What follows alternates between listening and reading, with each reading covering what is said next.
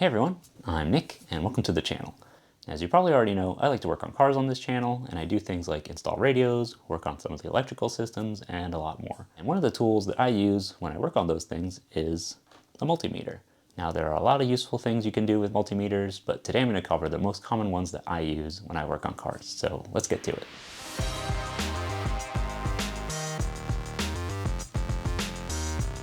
Now depending on the multimeter you have, things might look very slightly different. But the main things you want to look for are the A for amps, or amperes, when you're measuring current, and a V for voltage.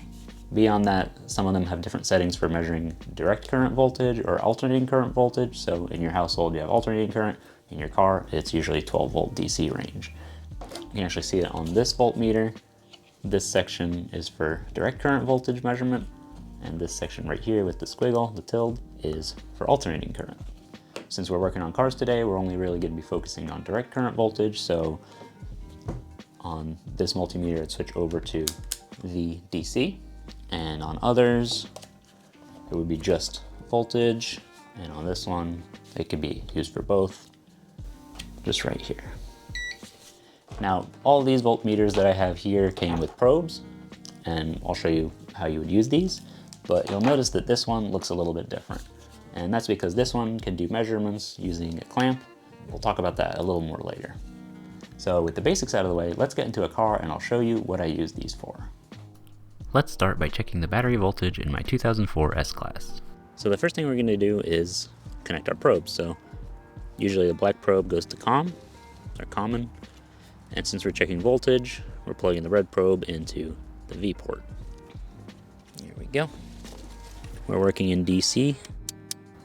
Pop in DC here. Now this one automatically switches between in units, so we're seeing millivolts here. I'm going to touch red probe to positive, black probe to negative. You see we have 11.99 volts here. So this battery is in pretty good shape, maybe a tiny bit low. I'll show it again with my other multimeter. This one here is slightly different and only has 2 ports. They're color coded. Now this one, I'm going to turn the knob to volts. You can see here it defaults to AC. Switched it to DC. You see 12 volts. Now one thing you may notice is that if you switch the red and black probes, the reading will still be the same but negative, so that's something to keep in mind as well. I'm going to turn the car on and we'll see if it's actually charging, which I know it should be, but I'll show you what it looks like. Now the engine's on. You can see now 14.3, 14.4. It's a good alternator. Now if your alternator fails, you'll just see the same number as you had before or something a little lower, but when you're seeing 14, 15 range, it means your alternator is charging your battery as expected. So we're good here. And by the way, if you have a little regular battery here, you can also test the voltage on these. This is 1.52. That's a healthy AA battery. And right here, this one, AAA, 1.38. That's a bit low. So this one's spent. So you can use this on a lot of things. Now while we're here, let's talk about current draw on a battery. If you want to measure it with a multimeter, it has to be done in line. For voltage, you just measure voltage difference between 2 points. Positive is plus 12. You just consider the negative is 0. We see there's a difference of 12 volts. To measure current, you actually have to be in line. So what you would have to do with a multimeter is remove one of the terminals, touch one side to the battery, one side to the lead, and then you can get a reading. But that is not ideal if you're, in a situation where your car is running and all, and this multimeter can only handle 10 amps for 30 seconds because the current has to go through the multimeter. Well, that's actually why I got one of these. So the clamp can get us a really close number to what actually is going through a wire. So now since the car is running, there's a lot of current going through the battery and the leads. So I'm going to go up to 100 amp just to give myself some headroom. Switch to DC. And when I clamp this on here, just pop it over. You can actually see right here, we have about 20 amps going through this wire. So that's more than double what this can handle, and yeah, it wouldn't be a good idea. But this type of clamp ammeter is very useful. So in this case, you know, the engine's running, a lot of current going through, so we would use the 100 amp setting. If it were off, we could check with the 20 amp setting, and then see if that's too low, go to the 2 amp. And the 2 amp setting could be very useful to see if you have a parasitic drain on your car. And I actually did that recently on my Range Rover to find out where I had a drain coming from. One of the reasons this is really useful is because every time you disconnect and reconnect your battery, a lot of systems start up again. They go into like a self-check mode, and you get a draw of like maybe a couple amps. On my Range Rover is about maybe 3 amps, and then you have to wait for it to settle down.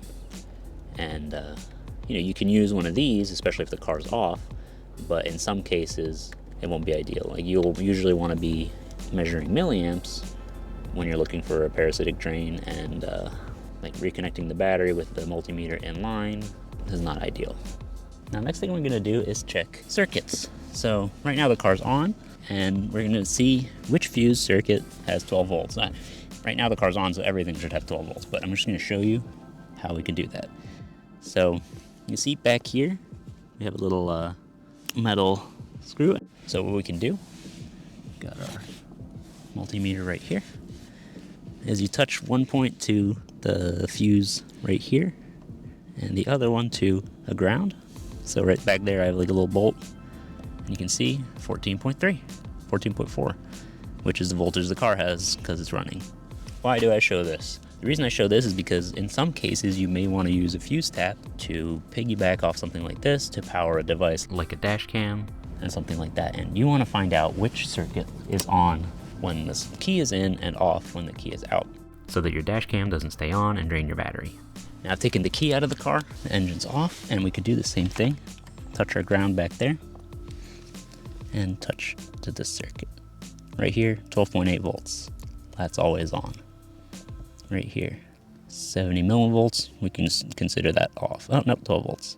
12.6, 0.6. Well, looks like all of these are always on all the time. So this is not a place to tap into anything. Okay. Now up here by the door, we have a few more fuses. And we need to find a ground. You can actually see I have a fuse tap right here. That's how I powered my dash cam. Back here, there is a big bolt. Now I can use that as my ground. That's powered. That's powered. This one's not powered. So that's why I tapped into here. Now if I measure off this fuse right here, with the car, the key off, essentially I'm getting no voltage. You can see the millivolts. But if I go turn the key on and do that again, we should see 12. There, 12 volts. So that's how you would check if a fuse is switched. And if you turn the key back on, it'll go back down to 0. Now, another thing I use often is continuity, which is in this mode. Now there's actually 2 modes right here. One is to check diodes. Diodes only let current flow through one way. So we switch to continuity mode, which has a little speaker.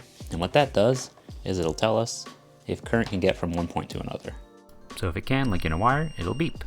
So that can be useful to check wiring to make sure something is wired in properly.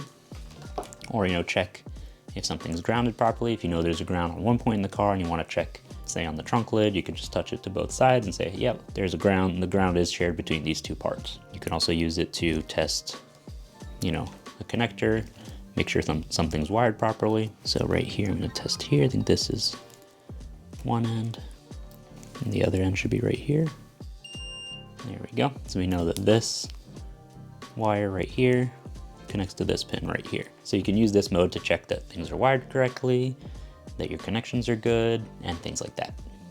Now, another feature some multimeters come with is a temperature probe. So on this one, it came with these leads. So we'll plug in our black end COM, and you see here, Celsius, Fahrenheit, red lead there.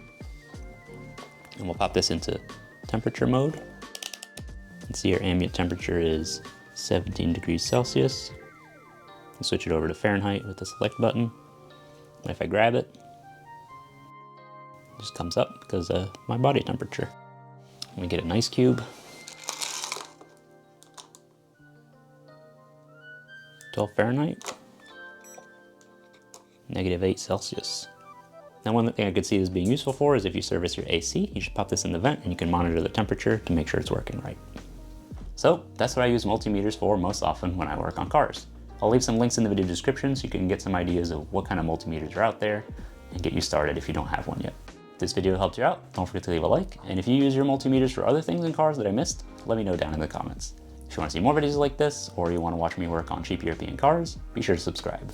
Thanks for watching, and I'll see you next time.